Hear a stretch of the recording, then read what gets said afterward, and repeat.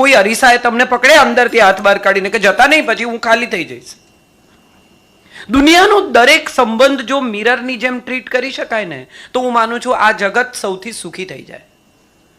તમે છો ત્યાં સુધી તમારું પ્રતિબિંબ દેખાય જ છે, પણ તમે નથી તો એ પ્રતિબિંબ ત્યાં રહે એવો આગ્રહ ન રાખો. આ સૌથી પહેલી અને ફોરમોસ્ટ મારી શરૂઆત છે. મારા એક મામા છે, એમણે હાર પહેરીને ફોટો પડાવી લીધો. પછી છોકરા પર ચડાવે ન ચડાવે, આપણે ફોટો જ હાર પહેરેલો રાખો, કોઈ બીજો પ્રોબ્લેમ જ નહીં. એ લોકો જ્યારે પણ ફોટો લગાડે ત્યારે હાર ચડાવેલો જ હોય. આવા પણ લોકો જગતમાં હોય છે કે હાર તો પછી પહેરાવે કે ના પહેરાવે, આપણે જ પહેરી લો. મજા એ છે જીવનની કે આપણી ઓળખાણ શું. અહીંથી પણ રાજનભાઈએ મારી ઓળખાણ આપી. શું આપી? દિગંતુજાની દીકરી છે, સંજયની પત્ની છે, તથાગતની મમ્મી છે, રાજનભાઈની દોસ્ત છે, સુનિલભાઈની દોસ્ત છે. પંકજભાઈ કોણ છે? તમે કાજલબેનને ઓળખો છો? કેવી રીતે ઓળખો? She is like a family. That means there is every relationship has something to give a name to. તમારી જે કોઈ ઓળખ છે એ વ્યક્તિ તરીકેની કોઈ ઓળખ જ નથી. તમારી ઓળખ તમારી આસપાસના લોકોને લીધે છે, તમારા સંબંધોને લીધે છે. તમે કોઈકના મમ્મી છો, કોઈકની પુત્રવધુ છો, કોઈકની દીકરી છો, કોઈકની માં છો, કોઈકની બેન છો, કોઈની કાકી છો, કોઈની ફોઈ છો, અથવા કોઈના કાકા છો, કોઈના પિતા છો, કોઈના પુત્ર છો, કોઈકના ભાઈ છો. એ બધું જો માઇનસ કરી નાખીએ અને એમ કે કાજલને ઓળખો, પહેલો સવાલ શું પૂછે? કોણ કાજલ? એટલે કાં તો પાછળ ઓઝા વૈદ્ય લગાડવું પડે. ધેટ મીન્સ કોઈકની દીકરી, કોઈકની પત્ની. આપણે બધા એવું માનીને જીવતા થઈ ગયા છે ઓફ લેટ કે આપણને કોઈની જરૂર નથી, કારણ કે આપણે સગવડ ને સુખ માની બેઠા છીએ. આપણને લાગે છે કે 5 BHK નું ઘર છે ને એમાં સુખ છે. ના, એ સગવડ છે. ડેફિનેટલી તમારી પાસે મુંબઈ જેવા શહેરમાં 5 BHK નું ઘર હોય તો એ ડેફિનેટલી સગવડ છે. તમારી પાસે 3 ગાડીઓ હોય તો તમે ડેફિનેટલી વધુ સગવડ ધરાવો છો. 2 ડ્રાઈવર હોય તો તમે બહુ મજાથી જીવો છો. પણ એ બધા પછી જો તમે ડ્રાઈવર સાથે નીકળો ને ડ્રાઈવર મનોમન તમને ગાળો દેતો હોય આખા રસ્તે, ક્યાં મરતો હોય ત્યાંથી આઘો મરે તો સારું, તો એ ખરેખર તમારા જીવનનું સુખ છે કે નથી? આપણે બધા સગવડ ને સુખ માનીને જીવવા માંડ્યા છીએ અને માટે આજના સમયમાં સંકુલ સમસ્યાઓ ઊભી થઈ છે. We all think that money will bring in happiness. Money will bring in comfort. Happiness will come by itself within. મારા ઘરમાં પાર્ટી હોય, હું 50 માણસને ઇન્વાઇટ કરું ને એમાંનો એક પણ ન આવે તો?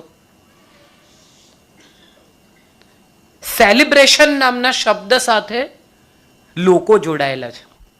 ઉત્સવ નામના શબ્દ સાથે લોકો જોડાયેલા છે. મારે ઘેર ગણપતિ છે, દર્શન કરવા આવજો, આવું તમે કીધું હોય ને કોઈ હાં સુધી આવે જ નહીં. તમે તમારા ગણપતિ રમ્યા કરો. પણ આવું આપણે છેલ્લા ઘણા સમયથી ધીમે ધીમે ભૂલવા માંડ્યા છીએ. દરેક માણસને લાગે છે કે કામ લાગે ને એટલા જ સંબંધો રાખો. એકચ્યુઅલી જેના બેસણામાં આપણે જઈએ છે ને એ તો ગયા. તમે કેમ જાઓ છો એ બેસણામાં? કારણ કે જે રહ્યા છે ને એની સાથે તમારે સંબંધ છે.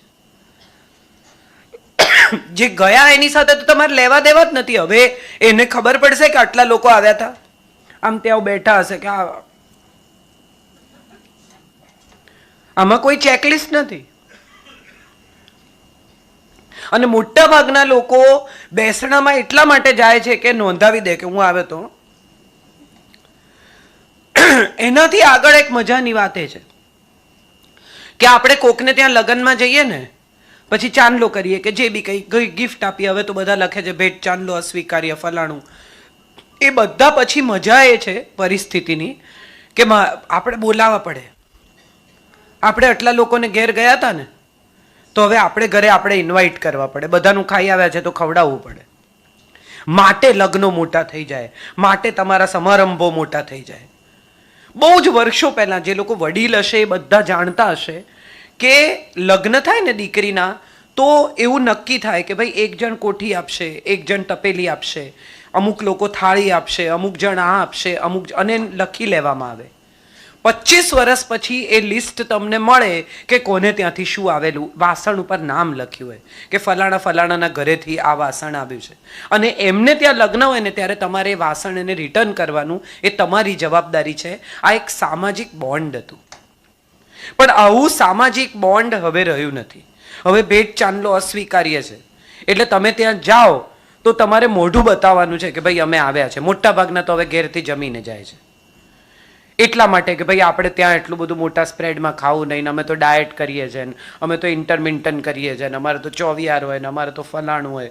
અને મજા શું છે, જમીને ગયા હોય, ડાયટ કરતા હોય, ન ખાવું હોય તો એક ચક્કર મારે ને કે ઠીક હતું.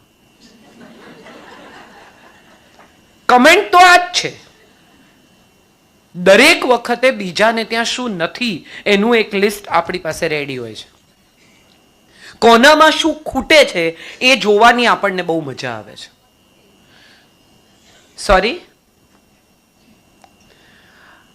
કોનામાં શું ખૂટે છે એ જોવાની આપણને બહુ મજા આવે છે.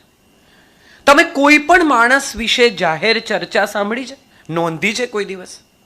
10 જણા ભેગા થઈને એક વ્યક્તિ વિશે વાત કરતા હોય ને તો એમાં સામાન્યતઃ એ વ્યક્તિ જીવનમાં કેટલો નિષ્ફળ છે, એણે ક્યાં ક્યાં ખોટું કર્યું, એના કયા કયા સંબંધોમાં પ્રોબ્લેમ છે, એના ધંધામાં એણે ક્યાં ભૂલ કરી, આ જ ચર્ચા હોય છે. રેર લોકો એવા છે કે જે એમ કે બધું બરાબર પણ માણસ સારો.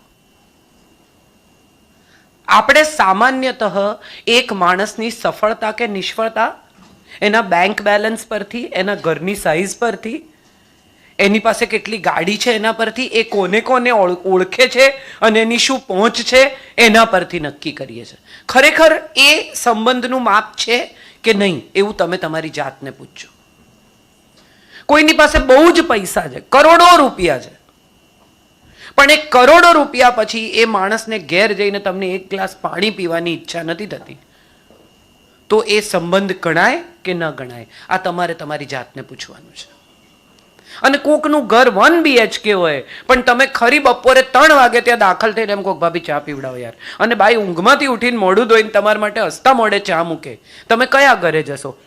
5 BHK માં કે 1 BHK માં? કેમ? સગવડ તો સુખ છે. હજી હમણાં જ તમે બધા એવું માનીને જીવો છો કે યાર, જાવેદ અખ્તર સાહેબ એક બહુ સરસ શેર કહે છે કે તેરા और मेरा बस एक ही गम है, तेरा और मेरा बस एक ही गम है, हर घर में एक कमरा कम है. બધાને એમ છે કે એક રૂમ જો વધારાનો હોત ને તો ગેસ્ટ રૂમ બનાવી દેત, એક રૂમ જો વધારાનો હોત ને તો ઓફિસ કરી નાખત, એક રૂમ જો આમ હોત ને. અને એમાંય જે આ કોવિડમાં વર્ક એટ હોમ થયું ને ત્યારે બધાને સમજાઈ ગયું કે પરિવારથી અગત્યનું કોઈ છે નહીં. Family is the ultimate truth of life. What is family? F is for forgivance. સૌથી પહેલું જો સાથે રહેવું હોય ને તો ક્ષમા કરતા શીખી જઈએ. યાદ રાખીને, લિસ્ટ બનાવીને. શોભાડેનું એક પુસ્તક છે સર્વાઇવિંગ મેન, એમાં એણે એક બહુ સરસ ચેપ્ટર લખ્યું છે જેની શરૂઆતમાં એમ કહે છે કે તમે જો બહુ નસીબદાર હો અને તમને જો એવા પતિ મળ્યા હોય કે એવી પત્ની મળી હોય કે તમારું મોઢું ચડેલું જોઈને તમને પૂછે કે શું થયું છે, તો પહેલાં તો કંઈ નહીં એવું ના કહેતા. હસબન્ડ ઘરે આવે, મોઢું ચડેલું હોય પત્નીનું, જુએ કે કંઈક નથી બરાબર એટલે પૂછે શું થયું છે, કે કંઈ નહીં. ફરી પૂછે, ના ના કંઈ તો થયું છે, ના કંઈ નહીં. ત્રીજી વાર પૂછે શું થયું છે, કહ્યું ને એકવાર કંઈ નહીં, એટલે CNBC જુએ કે હવે 3 વાર પૂછ્યું, નથી કહેતી તો કંઈ નહીં. પછી થોડી વાર રહીને કે હું રડું છું પણ તમને દેખાતું નથી. પણ એને તો 3 વાર પૂછ્યું બેન, તું કહી દે ને એને તને શું પ્રશ્ન છે. એટલે પહેલા તો કંઈ નહીં એમ નહીં કહેતા. થયું છે તો ખુલ્લા દિલે એમ કહો કે હા મને ખરાબ લાગ્યું છે, હું હર્ટ થઈ છું. Similarly for a husband or for a child or for a parent, however. દીકરી મમ્મીને પૂછે તને કંઈ થયું છે? ના. તું પૂછને તારી જાતને, તે એવું શું કર્યું છે? સંબંધો પઝલ નથી, સંબંધો ક્રોસવર્ડ નથી કે આપણે સોલ્વ કરવા પડે ઊભી ચાવી ને આડી ચાવી. સરળ સાદી ભાષામાં સીધે સીધી વાત થઈ શકે ને તો જ સંબંધો ટકશે. મને ખરાબ લાગ્યું છે, મારી સાથે ફરીથી આવી રીતે વાત નહીં કરતા, આ સાદો હિસાબ છે. ગઈકાલે તમે તમારા મિત્રોની વચ્ચે જે મારી મજાક કરી એ મને નથી ગમ્યું, ફરી ન કરતા. મને જે કહેવું હોય હું એકલી હોઉં ત્યારે કહેજો. આ સાદો હિસાબ છે. અને ફોરગિવન્સ ઇઝ ઇનેવિટેબલ ઇન લાઈફ. માફ ન કરવું ને જૈનત્વ તો શીખવે છે ખમાવાનું, ક્ષમા માગવાનું. આમ આપણે મિચ્છામી દુક્કડમ બધા કહીએ, કાલે બધા કેટલાય ફોન થશે ને લાખો કરોડો મેસેજીસ આવશે ને ફોન છલકાઈ જશે તમારો મિચ્છામી દુક્કડમથી. તમારે ડિલીટ કરવા પડે મેસેજીસ, એટલો તમારો ફોન હેંગ થઈ જાય ત્યાં સુધી લોકો મિચ્છામી દુક્કડમ કરે. અને તમારે ઘેર આવે ને તમે કોકના ઘેર જાઓ ને દેરાસરમાંથી નીકળતા ટોળું થઈ જાય. 3 દિવસ પછી, 4 દિવસ પછી, મહિના પછી હું એને માફ નહીં કરું, સીધો નહીં કરી નાખીશ. તો તમે શું બોલ્યા? હું એની શાન ઠેકાણે લાવી દઈશ, એની કરિયર પૂરી કરી નાખીશ. અને આ બધા વાક્યો બોલતી વખતે કોઈ દિવસ આપણે એવું ચેક કર્યું છે કે આ બધું આપણાથી થઈ શકે એમ છે? આર વી એકચ્યુઅલી કેપેબલ કે આપણે કોઈની કરિયર પૂરી કરી નાખીએ? એક સાધુ હતા, બહુ જ ભક્ત, એટલે જગતનું બહુ ભલું કર્યું ને ભક્તિ ખૂબ કરીને સેવા ખૂબ કરી ઈશ્વરની ને મંદિરમાં પૂજારી હતા અને પછી ગુજરી ગયા. And he was very sure કે મારે તો સ્વર્ગમાં જ જવાનું છે. એટલે સ્વર્ગના દરવાજે જઈને એણે બારણું ઠોક્યું. 1 વાર, 2 વાર, 3 વાર. આ રજનીશજીની વાર્તા છે. 3 વાર બારણું ઠોક્યું, 4 વાર બારણું ઠોક્યું. એક બારી ખુલી અને એક ફેસ બહાર આવ્યો. એના પર હજારો આંખો હતી. અને એણે બહાર કાઢીને પૂછ્યું કે શું છે? એટલે પેલાએ કહ્યું કે હું બહુ ભક્ત છું, મેં બહુ ઈશ્વરની સેવા કરી છે, હું સાધુ છું, મને સ્વર્ગમાં સ્થાન મળવું જોઈએ. એટલે પેલાએ કહ્યું એમ? ક્યાંથી આવો છો? એટલે પેલાએ કહ્યું પૃથ્વી પરથી. અને 1000 આંખોવાળા ચહેરાએ પૂછ્યું કે કઈ પૃથ્વી? કરોડો બ્રહ્માંડ છે, આખી આવડી મોટી ગેલેક્સી છે, એમાં કઈ પૃથ્વી પરથી આવો છો તમે? અહીંયા તો બધું લાંબુ લિસ્ટ છે લોકોનું, એવું મને ખબર ન પડે કઈ પૃથ્વી પરથી તમે આવો છો. મને આ વાત સાંભળીને એક વાત એવી સમજાઈ કે આપણે આપણા અસ્તિત્વને બહુ મોટું માનીએ છીએ. મને કોણ કાજલ ઓઝાવે? તમે મને નથી ઓળખતા? એરપોર્ટ ઉપર કોક કે બેન તમને ક્યાંક જોયા છે. ઘણી વાર એવું થાય, તમારું નામ શું? શરૂઆતમાં મને બહુ ચીડ ચડતી હતી, જોઈ છે ને તમને ખબર છે તો શું કરવા નામ પૂછો છો? ગ્રેજ્યુઅલી આઈ રિયલાઇઝ કે એણે ક્યાંક જોઈ છે અને એમ કહે છે કે તમારું નામ શું? તો નમ્રતાથી મને નામ કહેવામાં શું પ્રોબ્લેમ છે? એટલે હું બહુ શાંતિથી કહું કે કાજલ. હા, મને ક્યારનું થતું હતું. This is a nice gesture of someone. Initially I use to get irritated with it. Now I realise કે ના, આ પ્રેમ છે, એ એની રીતનો પ્રેમ છે. દુબઈ એરપોર્ટ પર ઘસઘસાટ હું સૂઈ ગયેલી, આખી રાત જાગીને આવેલી ને મને ઢંઢોળીને એક બેને ઉઠાડી કે મારે એક ફોટો પાડવો છે. મને આમ અંદરથી એમ થઈ ગયું કે હું ચડી જાઉં એમના ઉપર. પણ એક જ સેકન્ડમાં એમણે જે વાક્ય કહ્યું એ સાંભળીને મારી આંખ ભીની થઈ ગઈ કે બેન તમે મને ક્યાં મળવાના, સોરી મેં તમને ઉઠાડ્યા. This is love. Now we have to understand કે આ કયા પ્રકારનો પ્રેમ છે. તમને ચીડ ચડી, ઓકે, એને માટે તો એ પ્રેમનું એક અભિવ્યક્તિ જ છે. સો એફ ઇઝ ફોર ફોરગિવન્સ. માફ કરતા શીખીએ આપણા પરિવારને. યાદ રાખવું, કેટલું તમે વિચાર કરો કે તમારા મગજમાં કેટલા લોકોનું એવું લિસ્ટ છે કે જેને તમે નથી છોડવાના. હું એને નહીં છોડું, એ છૂટી જ ગયેલા છે. એટલે હું તમને કહું છું, પ્રતિબિંબની જેમ સંબંધને પકડવા ન દોડો. એ ઊભા છે ત્યાં સુધી મેં બી તમને ખરાબ લાગ્યું છે, તમને હર્ટ થયા છો તો કહી દો. આઈનો જે છે ને એ જ બતાવે છે. કદરૂપું તો કદરૂપું ને રૂપાળું તો રૂપાળું. તમે જેવા છો એ જ તમને મિરર બતાવે છે. એનાથી જુદું કંઈ બતાવી શકે એમ જ નથી. સંબંધમાં સૌથી ઇમ્પોર્ટન્ટ એ છે કે જે છે એ જ બતાવો, જે નથી એ ન બતાવો. બહુ વધારે પડતો પ્રેમ ના નથી ને, કઈ વાંધો નહીં. નમ્રતા છે, સજ્જનતા છે, સારાઈ છે, માનવતા છે, બહુ થઈ ગયું. તમને કોઈ માણસ નથી ગમતા તો તમારે એની સાથે જીવવાનું નથી. એ તમને લિફ્ટમાં મળી ગયા તો તમે સ્માઇલ કરી જ શકો છો તમારા પડોશી સામે. આમ રહેવાનો કોઈ મતલબ નથી. આપણે બધા મનના ભાવ બહાર કાઢીએ છીએ, પણ ખોટા સમયે કાઢીએ છીએ. હું તો મોઢે કહી દઉં, બહુ સારું, વેરી ગુડ, તમારા જેવું કોઈ નહીં. પણ પછી કોઈ તમને મોઢે કહી દે તો સાંભળજો, ત્યારે પ્રોબ્લેમ છે. મને કોઈએ કંઈ નહીં કહેવાનું, હું કહું બધાને. So forgiveness is the first thing that I would recommend for a family. A is for acceptance. સ્વીકારી લો, જે જેવું છે ને એવું જ રહેવાનું છે. સવારના પરમાં ઉઠીને તમે સૂર્યોદયમાં ચેન્જ કરો છો કે થોડો લાલ રંગ ઉમેરો છો પેલી બાજુ? કોઈ ફૂલ ખીલે ત્યારે તમે એમાં કશું બદલી શકો છો? એક વૃક્ષ કેટલી હાઈટ પકડશે એવું તમે બી નાખો છો ત્યારે તમને ખબર છે?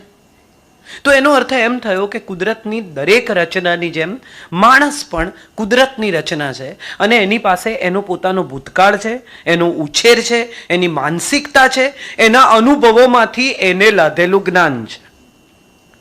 બે લોકોનું દિલ સાથે તૂટ્યું, 22-24 વર્ષના બે છોકરાઓનું દિલ સાથે તૂટ્યું. એકે એવું નક્કી કર્યું કે હું જીવનમાં છોકરી સામે નહીં જોઉં, અને બીજા એવું નક્કી કર્યું કે ના, બધા સરખા નથી હોતા, I look for a better girl. બંનેને અનુભવ એક થયો છે, પણ એમાંથી લાધેલું જ્ઞાન જુદું છે. તો તમે કેવી રીતે નક્કી કરશો કે માણસ જે કહે છે સાચું કહે છે કે ખોટું કહે છે? એનું જ્ઞાન સાચું છે કે ખોટું છે એ એનો અનુભવ છે. કેટલીક મમ્મીઓ ગરમ ગરમ તપેલી આમ કરીને ઉતારીને મૂકી દે, અને યંગ છોકરીઓ કે મમ્મી તું કેવી રીતે ગરમ? મમ્મી ટેવાઈ ગઈ છે, એને એ દજાતું નથી, દીકરીને દજાય છે. આ બંનેના અનુભવ એક જ પ્રકારની ગરમ તપેલી સાથે જુદા છે. તો અર્થ એ થયો કે એક્સેપ્ટ કરો, સ્વીકારી લો, જેવો માણસ છે ને એવો. શરૂમાં હું બહુ વાર કહું છું ને આજે ફરી કહું છું કે શરૂમાં પતિ પત્ની પરણે ને ત્યારે એક જ પ્રેક્ટિસ હોય એકબીજાને બદલવાની. કોન્સન્ટ્રેશન કેમ્પ હોય, રકાબીમાં કાઢીને ચા ન પીઓ, શર્ટ આવી રીતે લટકાવો નહીં, તું આવી રીતે માથામાં તેલ ન નાખ, પટપટ કરીને ચાલ નહીં, આવી રીતે નાતા કેટલી વાર લાગે. સતત એકબીજાને શું નથી આવડતું એ શીખવવાનો પ્રયત્ન હોય, અને અમુક વર્ષો પછી એમ કે તમે બહુ બદલાઈ ગયા. આવા નહોતા, કરેક્ટ નહોતા જ. તમે જે વ્યક્તિને પહેલી વાર મળ્યા અને તમે એની સાથે જીવન વિતાવવાનું નક્કી કર્યું, ત્યારે તમને શું ગમ્યું હતું એ યાદ રાખજો, અને જે ગમ્યું હતું ને એટલું જ યાદ રાખજો. આ બે જુદી બાબતો છે.